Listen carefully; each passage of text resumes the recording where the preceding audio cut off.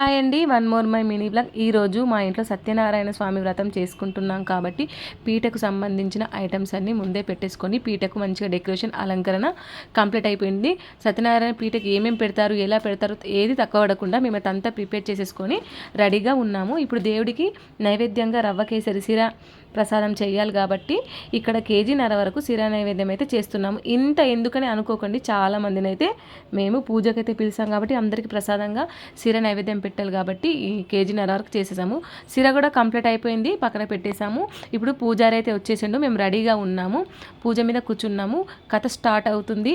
సత్యనారాయణ స్వామి అధ్యాయాలు 5 అయితే ఉంటాయి. అధ్యాయంకి అయితే మనం కొబ్బరికాయనైతే కొట్టాలి. ఇలా 5 అధ్యాయాలు కంప్లీట్ అయిపోయిన తర్వాత, సక్సెస్ఫుల్గా పూజ కంప్లీట్ అయిపోయిన తర్వాత మనం చేసిన నైవేద్యం దేవుడికైతే పెట్టిన తర్వాత హారతిని అయితే ఇవ్వాలి.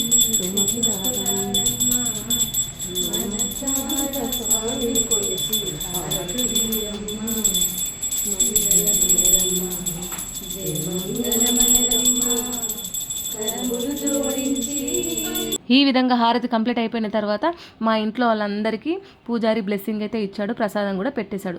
కంప్లీట్ అయిపోయింది మా పూజ. ఈ మినీ బ్లాగ్ మీకు నచ్చితే మన ఛానల్ని తప్పకుండా సబ్స్క్రైబ్ చేసుకోవడం మాత్రం మర్చిపోకండి. Thank you for watching. Bye.